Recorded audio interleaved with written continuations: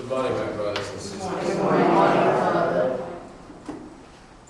Today's readings are very interesting in the sense that Jesus in the gospel reading today tells us all we can put aside, and it's important to go through this. Peter, proceeding from what happened in the reading yesterday, Peter was kind of confused and was asking, now we've left everything. Now, what is our portion for this kingdom? And he tells him, now, those who leave houses, parents, children, and all that will be what? Have the life here to the full and in the next world to come. But there is a very important note that Peter tells us in the first reading that we need to remember. We can leave everything, but one thing may lack. Now, there was this beautiful story told about a pastor. He preached so well on a Sunday for fundraising, and there was this money. Money came, and when he was praying, he encountered God, and God told him, will you be willing to give up all these monies and give to the poor for charity? And he said, yes, I will certainly do that. In the next hour, he was still praying, and he was asked, will you, out of your own generosity, make sure now that you travel to the next parish to administer one sacrament? He said, certainly, God, I will do that.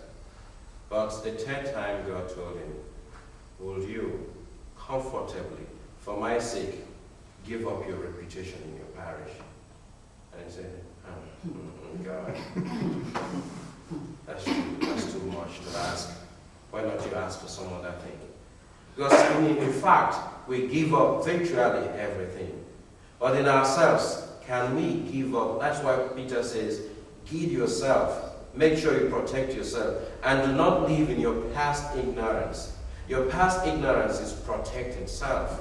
Making sure I am in charge, I am protected, and making sure I stand out. You are there, I am here. You guys are there, and I'm privileged to be here. And this pastor couldn't give it up.